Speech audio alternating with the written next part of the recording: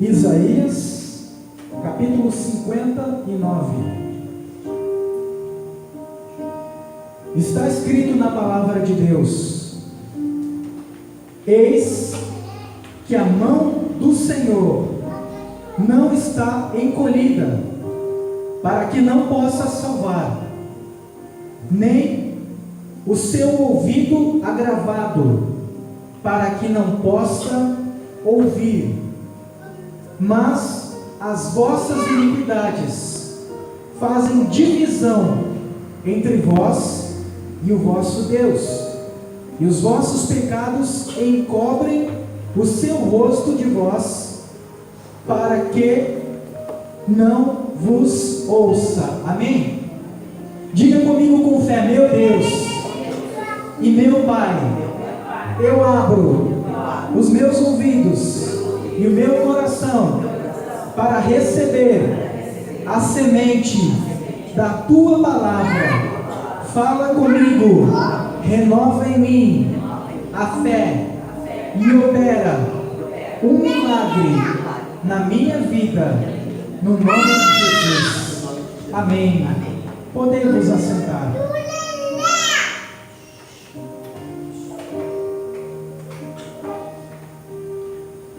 O Senhor Jesus disse na sua palavra: tudo o que pedirdes ao Pai em meu nome, crendo, recebereis. O nosso Deus é um Deus de vitórias. Ele tem promessas grandiosas para a tua vida e para a tua família. Promessas que abrangem todas as áreas da tua vida. Jesus disse em João capítulo 10, versículo 10: eu vim para que tenham vida e vida em abundância. Diga graças a Deus. Porém, muitas vezes as pessoas clamam e invocam a Deus através do nome de Jesus, e a palavra de Deus não se cumpre em suas vidas. Muitas vezes elas oram pela cura e permanecem enfermas. Elas oram para que a porta se abra e a porta permanece fechada. Deus não as ouve, Deus não opera em suas vidas. E surge a pergunta: será que Deus se esqueceu de mim? Por que a palavra de Deus e as suas promessas não se cumprem na minha vida? Porque Deus é um Pai amoroso, e Ele usa conosco os mesmos princípios que os nossos pais. Imagina o seu filho chegando da escola com uma prova em mãos, e ele diz: pai, mãe, tirei uma nota baixa. E você sabe que isso é resultado de ele não ter estudado, tampouco se esforçado. Ficou só no videogame, nos jogos. E quando você olha aquela nota, você pega na mão dele e diz: filho, vem comigo. E você leva ele no shopping e lhe dá uma bola de futebol. Na próxima semana ele chega da escola com outra prova, com nota vermelha. Pai, mãe, tirei uma nota vermelha. E você pega ele pelo braço e diz: filho, vem comigo. E você o leva no shopping e lhe dá um videogame. Se você fizesse assim, você o estaria incentivando a não estudar, e ele continuaria tirando notas baixas. Então, quando ele tira notas baixas, você o repreende, você dá um castigo, e você o leva a estudar e a se dedicar para que ele tire notas boas e não perca o ano. não nos abençoa e não cumpre em nossa vida, muitas vezes, a sua palavra, porque estamos em desobediência. Porque para Deus cumprir na tua vida a palavra e as promessas dele, a tua vida precisa estar alinhada à palavra de Deus. Do contrário, Deus estaria te incentivando, estando você no erro. Você seria curado, próspero, restaurado, mas amanhã, quando os teus olhos se fechassem nessa terra, porque todos estamos de passagem aqui, você iria para a eternidade sem salvação. E por Deus ser Pai e te amar, uma das formas de Ele nos corrigir é que Ele fecha os céus quando estamos em desobediência, quando estamos em desacordo com a sua palavra. As coisas ficam amarradas, começam a andar errada, até que em um momento nós nos percebemos no fundo do poço. E nós dizemos: eu preciso me voltar para Deus. Então você se volta para Deus e você se submete a Deus. E quando você se volta para Deus e se sujeita à palavra de Deus, Ele abre os céus e as promessas dele se cumprem na tua vida. A Bíblia diz que Israel, o povo de Deus, estava em desobediência a Deus. Eles estavam inclinados a adorar Baal. Então Deus levanta um homem cheio do seu espírito, o profeta Elias. E o profeta Elias se apresenta diante do rei de Israel, Acabe, e da sua esposa, a rainha Jezebel.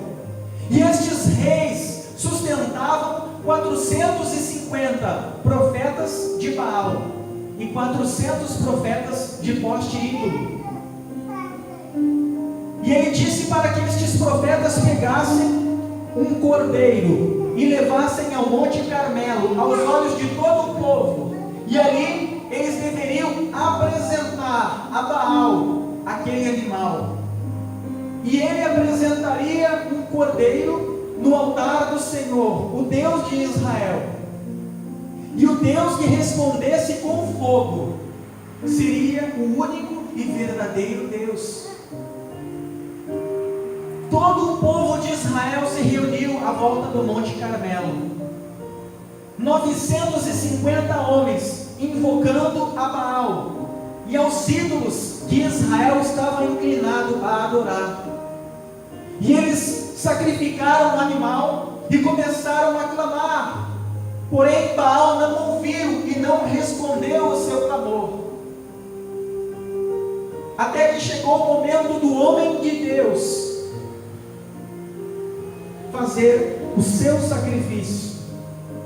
O profeta Elias pegou o cordeiro, porém antes de apresentá-lo no altar, antes de clamar e pedir, a Bíblia diz que ele consertou o altar. O altar simboliza a nossa vida na presença de Deus. E Elias nos ensinou, com este gesto, como obter resposta de oração, como obter o favor de Deus. Nós não podemos tão simplesmente orar e pedir a bênção de Deus, se o nosso altar, a nossa vida, está em desacordo com a palavra de Deus, se estamos em desobediência, se estamos fazendo tudo errado. A Bíblia diz que o profeta Elias, antes de clamar, antes de pedir, consertou o altar. Quando nós consertarmos o nosso altar, através da palavra de Deus, observando a palavra de Deus, colocando em prática a palavra de Deus, a separação que existe entre nós e Deus cairá por terra. E então, tudo o que pedirmos, Deus nos concederá do alto dos céus. Foi isso que o profeta Isaías disse em Isaías 59. a mão de Deus não está encolhida. Ou seja, Deus não é fraco, Deus não é indiferente, Ele tem poder para te dar vitória em todas as áreas. O nosso Deus cura enfermidades incuráveis. Ele abre portas aonde não existem portas. A Bíblia diz que Ele levanta o pobre do montouro e o faz assentar na mesa com os príncipes do seu povo. Ele faz da mulher estéril alegre mãe de filhos. O nosso Deus levanta mortos, dá visão a cegos, cura paralíticos. Não há o que Ele não possa fazer. Porém, a palavra dele está dizendo que os nossos pecados encobrem o seu rosto de nós, para que Ele não nos ouça. Então, se você deseja o favor de Deus, não basta você vir à igreja. Hoje nós vivemos o reflexo da teologia da prosperidade. Deus virou um grande Papai Noel que existe tão somente para satisfazer os nossos desejos, muitas vezes mesquinhos e egoístas. Hoje muitos líderes pecam porque, ao invés de ensinar a palavra de Deus, eles apenas querem amontoar multidões e não ensinam as Escrituras conforme deve ser ensinada, porque querem números e resultados. Mas a palavra de Deus nos ensina que mais importante é ter a presença do abençoador do que ter as bênçãos, porque a bênção vai passar, mas aquele que vive na presença do abençoador terá vida e vida eterna. Então, se você deseja o favor de Deus, se você deseja ser restaurado, se você deseja que Ele te cure, restaure a tua família, abra uma porta, traga paz e alegria para o teu coração, se você quer que Ele seja presente, vivo, real, se você quer ter uma experiência com Deus, você tem que colocar em prática aquilo que você tem aprendido da parte de Deus. Você precisa perdoar aquele que te ofendeu. Você precisa orar e abençoar aqueles que te perseguiram. Você precisa resistir aos vícios. Você precisa guardar os teus lábios da maledicência. Não adianta a pessoa vir na igreja toda a semana e viver como os ímpios. Se tornou uma pessoa religiosa, mas continua mentindo, continua na imoralidade, no vício, na idolatria, na pornografia, continua na relação extraconjugal. Aí vem na igreja, faz a campanha, faz a corrente e fica esperando que Deus a abençoe. Você abençoaria o teu filho com a nota vermelha? Ou você o disciplinaria?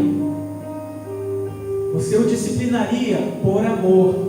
E a Bíblia diz em Hebreus 12 que Deus, que é o nosso Pai, repreende e disciplina a todo aquele a quem recebe por filho. Deus não é indiferente. E dizer não é um sinal de amor. Quantas vezes você, pai, você, mãe, diz não para o teu filho, quando o teu desejo era dizer sim? Mas porque você ama, porque você quer o bem, porque você quer que o teu filho se torne uma pessoa melhor, você diz não naquele momento, porque aquele não será mais importante do que aquilo que ele desejava receber. Aquele não vai fazer dele um ser humano melhor.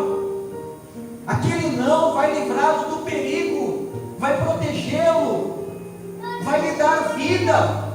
Sim ou não? Quem já disse não para o filho quando gostaria de ter dito sim? Deus é assim.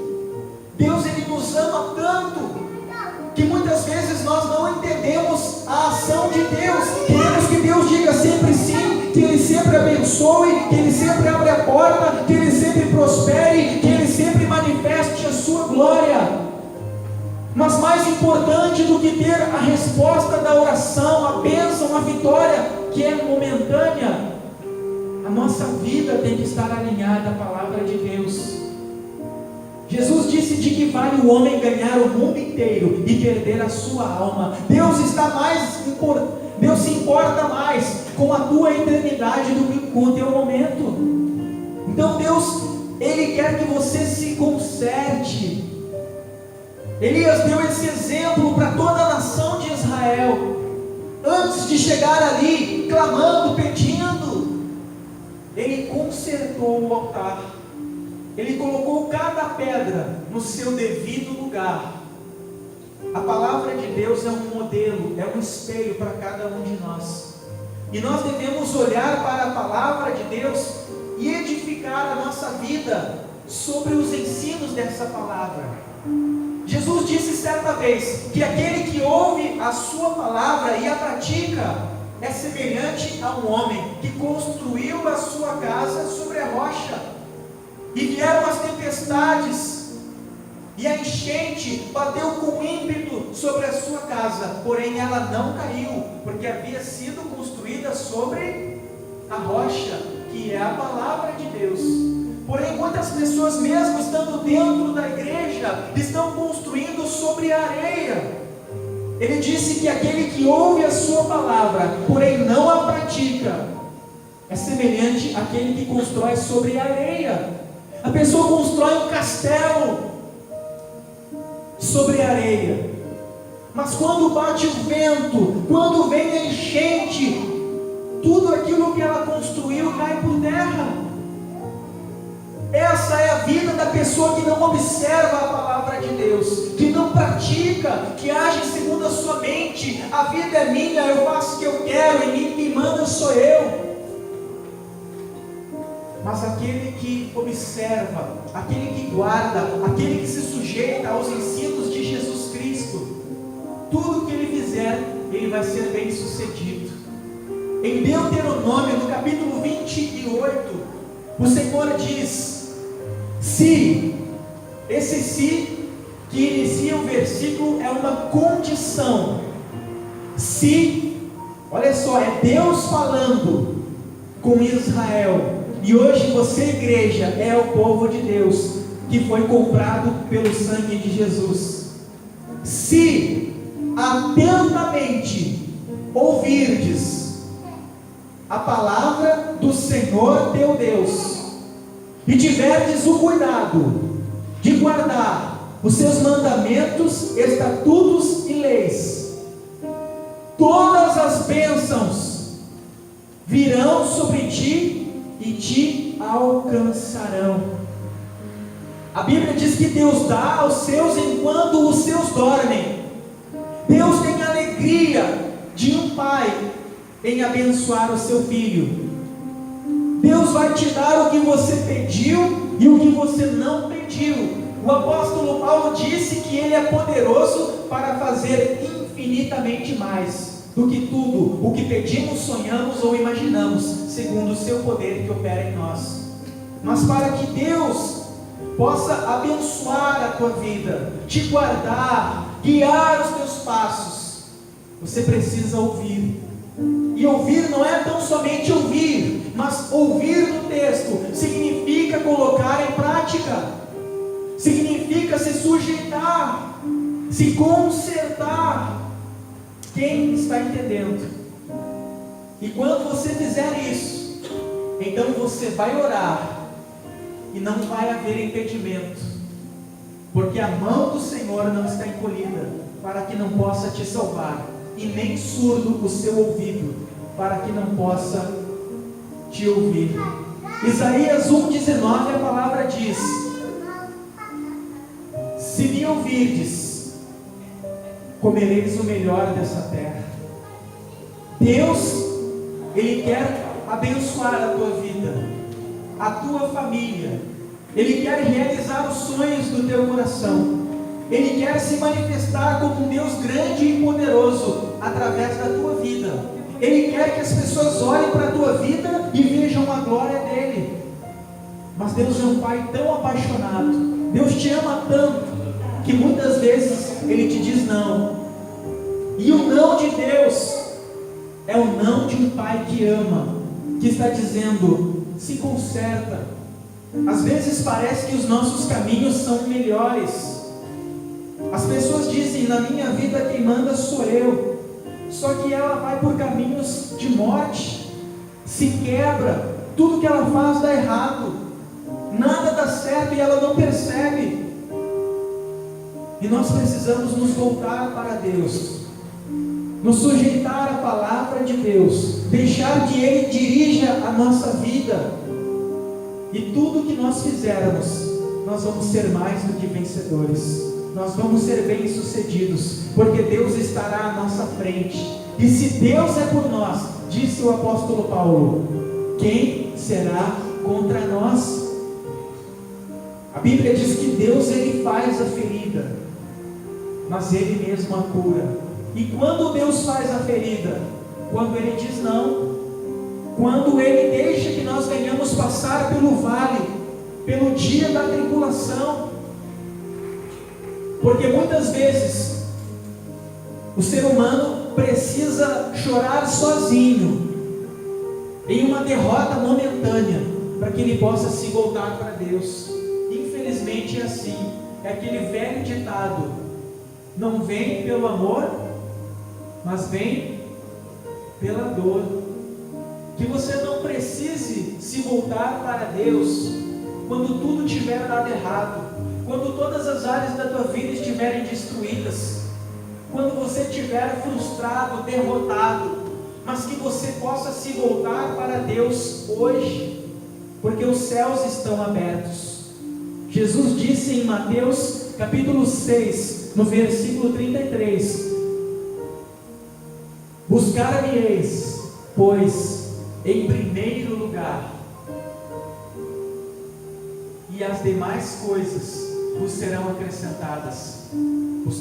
Busque o reino de Deus e a sua justiça, e as demais coisas vos serão acrescentadas. Que você possa buscar hoje, que você não deixe as coisas piorarem, que você não deixe o inimigo agir e destruir a tua vida, para lá no fundo do poço você se voltar para Deus, mas que hoje você se volte para Deus. Deus disse lá no Antigo Testamento para Israel: buscar-me-eis, pois, e me achareis, quando me buscardes, alguém sabe? De todo o vosso coração. Muitas vezes a pessoa busca Deus e ela não encontra. Por quê? Porque ela está buscando com um coração parcial. Mas quando a pessoa se volta para Deus de todo o coração, com toda a sua força, com todo o seu entendimento, disposta a sacrificar o seu eu, disposta a dizer não para si mesmo, disposta a renunciar à sua vida para viver o que Deus tem para ela, então ela vai ser mais do que vencedora. Porque em Isaías 55, a partir do versículo 8, o próprio Deus diz: os meus caminhos não são os teus caminhos, assim como os céus são mais altos do que a terra, assim são os meus caminhos mais altos do que os teus caminhos, e os meus pensamentos, os meus planos mais altos do que os teus pensamentos e do que os teus planos. Ou seja, a pessoa pensa que ela é inteligente, que ela tem planos estratégicos para que ela tenha uma vida de sucesso, e Deus está olhando e vendo que a pessoa vai se quebrar, e Deus está dizendo: deixa eu guiar a tua vida, porque eu posso te levar além, eu posso te levar mais alto, eu tenho coisas mais grandiosas, eu tenho coisas mais gloriosas. Jeremias 33:3, ele diz: clama a mim, volte-se para mim, clama a mim, e eu te responderei, e te anunciarei coisas grandes e firmes que ainda não sabes. Ou seja, Deus tem coisas novas para fazer na tua vida. Quantas vezes as pessoas dizem assim: eu queria só uma chance, eu queria só uma oportunidade de começar de novo. A pessoa olha para o passado e vê erros, frustrações, castelos de areia que tombaram. Ela vê que a vida dela é um livro de frustrações frustrações, de tristeza, um drama. E Deus está dizendo: coloca a tua vida na minha mão. E a nossa vida na mão de Deus é como essa folha em branco. Você pode ter um passado marcado por erros, por escolhas erradas, por tristezas, por frustrações, e hoje você pode estar dizendo: eu queria uma chance para começar de novo. E Deus está dizendo: entrega a tua vida nas minhas mãos, deixa eu guiar os teus passos, e eu vou andar contigo, e juntos nós vamos escrever uma nova história. O que passou, passou. Tem um ditado que diz que águas passadas não movem moinhos, é isso? É isso? Águas passadas não movem moinhos. Deus está dizendo: entrega a tua vida para mim.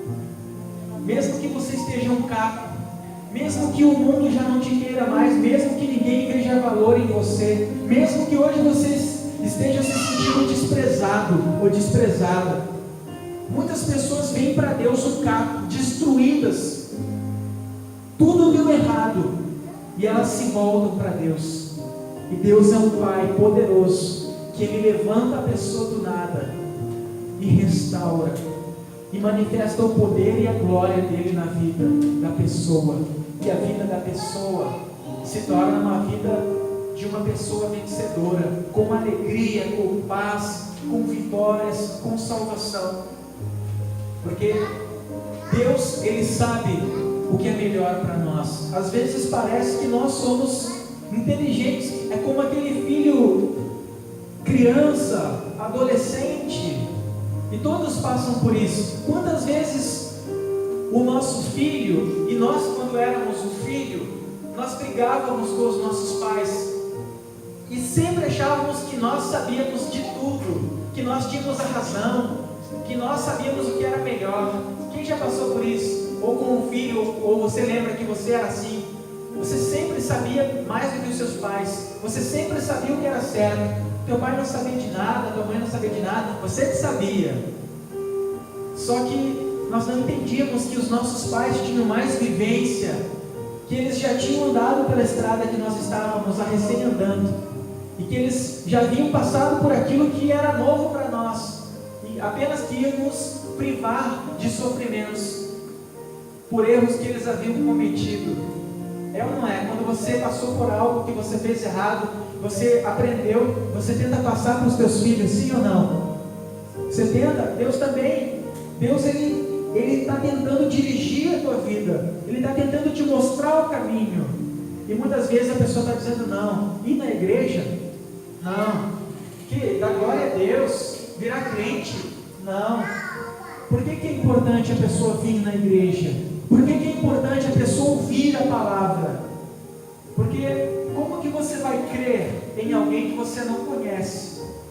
Se um desconhecido chega para você e deseja se relacionar, você vai se abrir para essa pessoa? Você vai fazer negócios importantes com essa pessoa? Não, porque você não conhece, você não tem confiança. Mas à medida em que você conhece, você começa a ter confiança, você começa a acreditar na pessoa. Fulano falou e cumpre. Em fulano você pode confiar. Por quê? Porque você conhece a pessoa de anos, você tem experiências com a pessoa, você sabe que é uma pessoa de palavra, que aquilo que ela falar, ela vai cumprir. E o contrário também é verdade. Não, fulano falou, mas não vai atrás, porque fulano fala da boca para fora e não cumpre nada. Quem conhece pessoas assim? Assim é Deus. Como que você vai crer em Deus? Como que você vai amar a Deus se você não conhece? Se você conhece a Deus apenas pela TV. Ah, Deus criou os céus e a terra, Jesus morreu na cruz, mas você não tem mais informações. Você precisa conhecer mais a Deus. Você precisa se voltar para Deus, conhecê-lo através de uma vida de intimidade. E isso acontece quando você começa a vir à igreja, ouvir a palavra, conhecer. Então, aos poucos, Deus vai se revelando para você. Daqui a pouco Ele não é mais um Deus distante que está em um trono, Ele é aquele que disse na palavra: eu habito num alto e sublime céus, mas também junto ao coração do quebrantado e contrito. Deus se torna uma pessoa real e presente, com quem você conversa dia a dia, com quem você abre o coração, que muitas vezes te abraça no momento da tristeza, que te consola, que fala contigo. Quando você desanima, pensa em desistir, Ele vai ao teu coração e diz: meu filho, não desiste, levanta a cabeça, você vai conseguir, porque eu sou contigo. Esse problema amanhã vai ser só um testemunho de vitória. Você se levanta e você continua, porque você está andando com Deus. A nossa fé em Deus não vai nos livrar dos problemas, mas ela vai fazer com que nós saiamos dos problemas vencedores. Amém? A fé de Sadraque, Mesaque e Abednego não nos livraram de ser lançados na fornalha. Todos vocês conhecem essa história. Eles criam em Deus, não se prostraram à estátua que Nabucodonosor levantou na Babilônia, na província de Durã, e foram lançados em uma fornalha de fogo.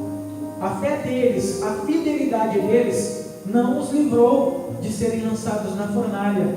O fato de você crer em Deus, de você vir à igreja, de você estar se sujeitando a Deus, não vai te livrar de algum problema, mas vai fazer com que você saia de todo e qualquer problema mais do que vencedor.